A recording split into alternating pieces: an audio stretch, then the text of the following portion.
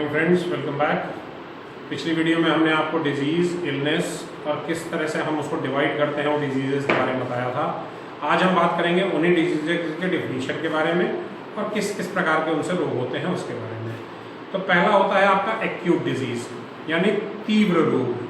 ऐसा रोग जो बहुत तेज़ी से उत्पन्न होता है और अपेक्षाकृत कम समय के लिए होता है। फॉर एग्जाम्पल ब्रेन में किसी को प्रॉब्लम, दर्द होना शुरू हो गया, हेडेक हो गई, स्टमक एक हो गई आपको। इस तरह के जो एक्यूट रोग होते हैं बहुत तेज़ी से उठते हैं और ख़त्म हो जाते हैं। क्रॉनिक रोग ऐसा होता है जैसे एस्थमा का रोग हो गया। ऐसा रोग जो धीरे धीरे उत्पन्न होता है और लंबे समय तक चलता है। जितना समय लगाएगा उत्पन्न होने में उससे ज़्यादा समय लगाएगा उसको क्योर करने में। ऑटोइम्यून डिजीज ऐसा रोग जो शरीर की रोग क्षमताओं, यंत्र कलाओं के संस्थान दोषमुक्त हो जाता है और शरीर के सामान्य भागों से अधिक एंटीबायोटिक इतनी उत्पन्न हो जाती है कि आपकी बॉडी का इम्यून सिस्टम ही आपकी बॉडी का दोष हो जाता है। जैसे विटिलिगो है, लिपोडर्मा है, ये सारे ऑटोइम्यून डिजीज हैं। चौथा कम्युनिकेबल डिजीज, संचारी रोग या संक्रामक रोग। ऐसा रोग जो उत्पन्न करने वाला जीव एक व्यक्ति से दूसरे व्यक्ति में प्रत्यक्ष रूप से संचारित होता है। अभी कुछ दिन पहले आपने देखा था कोविड-19, कोरोना, सबसे बेस्ट एग्जांपल रिसेंट टाइम में। दूसरा आपका जितने भी अब सीओपीडीज होती हैं, लेप्रेसी के रोग हैं, ये सारे के सारे कम्युनिकेबल डिजीजेज हैं। उसके बाद कॉम्प्लिकेटिंग डिजीज। कॉम्प्लिकेटिंग डिजीज रोग या जो अन्य रोगों की अवधि में या अथवा उसके उपद्रव के रूप में उत्पन्न हो जाते हैं। मान लीजिए कोई बीमारी हुई, साथ साथ दूसरी बीमारी भी हो गई।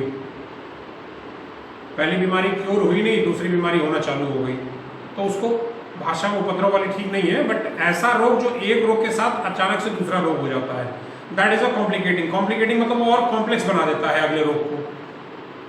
तीसरा कॉन्जेनाइटल। कॉन्जेनाइटल मतलब जन्मजात रोग, वह रोग जो जन्म के साथ ही पैदा होता है। आपने सुना होगा कुछ बच्चों को मस्कुलर डिस्ट्रॉफी हो जाती है। आजकल एक मीडिया में बच्चे की बात चल रही है जिसको 16 करोड़ के इंजेक्शन लगता है, सिंगल इंजेक्शन लगता है, that is of cost 16 crore rupees.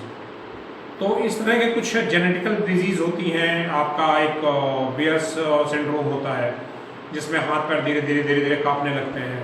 वो जवान को भी हो सकता है, 30-40 साल की उम्र के बच्चों को भी हो जाता है, कोई मतलब व्यक्ति को हो जाता है, कोई वैसी बात नहीं है। तो एक ऐसा रोग जो जन्मजात हो सकता है। आपने सुना होगा कुछ बच्चों को क्या तो हार्ट में छेद हो गया है, वॉल्व डिस्टर्ब हो गई है, तो वो पैदाइशी रहता है उन बच्चों को। उसके बाद आता है आपका डिफिशियंसी डिजीज। डिफिशियंसी डिजीज ऐसा रोग कि आप न्यूट्रिशनल फूड नहीं लेते, न्यूट्रिशन की प्रॉपर केयर नहीं करते, आपके खाने में किसी चीज़ की डिफिशियंसी हो गई, जैसे आपको नाइट ब्लाइंडनेस हो गया, बेरी बेरी की डिजीज़ हो गई, स्कर्वी हो गई। तो ये सारे किस कारण है? विटामिन की कमी के कारण, vitamin A, vitamin B, vitamin C, इस तरह की कमी के कारण। या आपने प्रोटीन लेना कम कर दिया तो आपकी बॉडी बिल्डिंग कम हो जाएगी, आपने फैट या कार्ब्स लेना कम कर दिया तो आप में एनर्जी कम हो जाएगी। तो that is a nutritional disease called deficiency disease.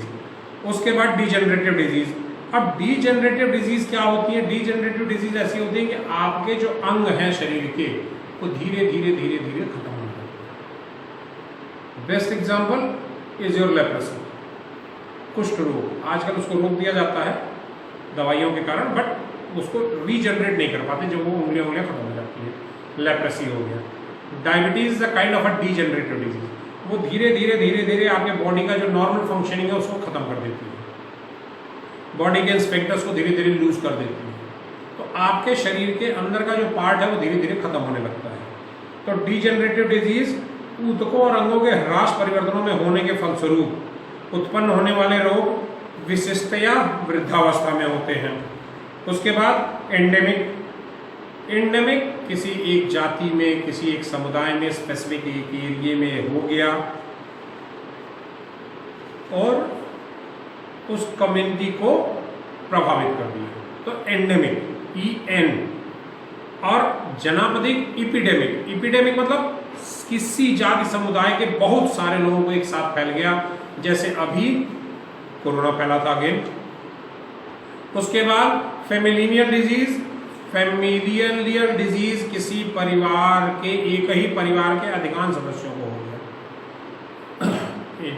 Again example corona वो था ही, वो अगर एक फैमिली में एक को होता था, दूसरे तीसरे चौथे को अपने आप हो जाता। पांचवा फोकल डिजीज, ऐसा रोग जो किसी विशिष्ट या स्पष्ट क्षेत्र में होता है, जैसे टॉन्सिलाइटिस, एपेंडिसाइटिस, एथेनॉइड, बोन में बढ़ गई बोन आपकी, इस तरह के डिजीजेस।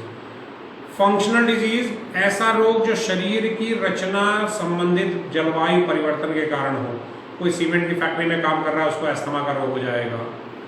कोई और ऐसी जगह काम कर रहा है जहाँ पे रेडिएशन बहुत ज़्यादा है, कोई ड्राइवर है बेचारे को दिन भर धुआं लगता रहता है, तो इस तरह के रोग।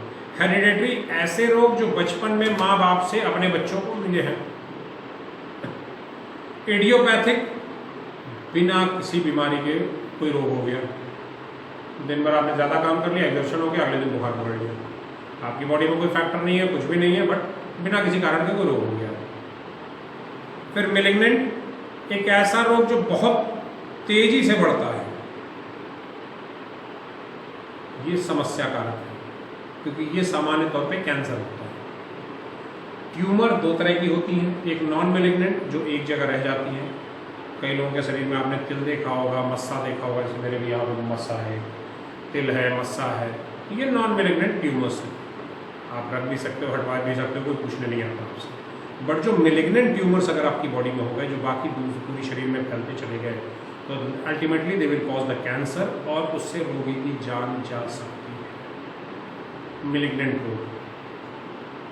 उसके बाद मेटाबॉलिक डिजीज, आपकी बॉडी के मेटाबॉलिज्म में कोई गड़बड़ हो गई, आप हाइपरटेंशन के पेशेंट हो गए, दिन भर सोचते थे, आपने बहुत ज़्यादा शुगर खा लिया, डायबिटिक पेशेंट हो गए।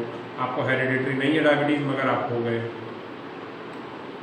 बहुत ज़्यादा तेल मसाला आप खाते हैं अपनी लाइफ में, आपका मेटाबॉलिज्म गड़बड़ाया, आपको हार्ट की प्रॉब्लम हो गई, that is a metabolic disease. Then occupational disease, व्यवसाय के कारण बता दिया आपको। ऑर्गेनिक डिजीज, शरीर के किसी अंग अथवा ऊतक में शरीर की रचना से संबंधित परिवर्तनों के कारण उत्पन्न होती है। पेंडेमिक, कोरोना सारे संसार में फैल गया, इपिडेमिक हो, एंडेमिक हो, पेंडेमिक हो, सब पेंडेमिक रोग जो सारे संसार में फैल जाता है। साइकोमैटिक डिजीज, मानसिक रोग, बहुत ज़्यादा टेंशन में, बहुत ज़्यादा गुस्से में हार्ट अटैक आ गया, बहुत ज़्यादा सोचे किसी चीज़ को, स्ट्रेस हो गया, तो साइकोमैटिक। सब एक्यूट, ऐसा रोग जिसमें तीव्र रोग के लक्षण की अपेक्षा कम गंभीर होते हैं परंतु रोग लंबे समय तक रहता है। सब acute is a in between acute and chronic.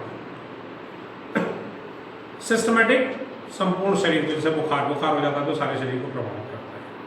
फिर वेनेरियल, अब वेनेरियल डिजीज स्पेसिफिकली होता है सेक्सुअल इंटरकोर्स से, लैंगिक संपर्क के द्वारा उत्पन्न हुए रोग को वेनेरियल रोग कहते हैं, जैसे HIV एड्स, सिफिलिस, गोनोरिया, ये सारे रोग। तो ये 20-22 प्रकार के तरीके के रोग थे। आप अगर वीडियो पॉज कर करके चलेंगे तो आप इसके नोट्स बड़े आराम से बना सकते हैं। अब सामान्य तौर पे क्वेश्चन क्या पूछा जाता है कि रोग से आप क्या समझते हैं, बीमारियों का वर्गीकरण या उनके प्रकारों का वर्णन कीजिए, किस प्रकार से इसको हम वर्गीकृत करते हैं। तो ये है। अब बात आती है कि हमारे शरीर में गया कैसे कोई चीज़,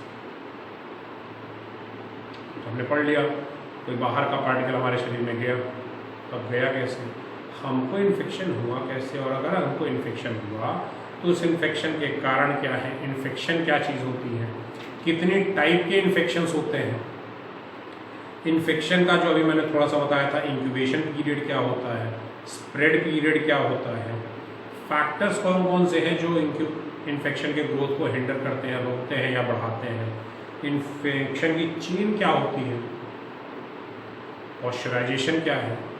अब ये सारी चीज़ें हम बात करेंगे नेक्स्ट वीडियो में। Thank you for today.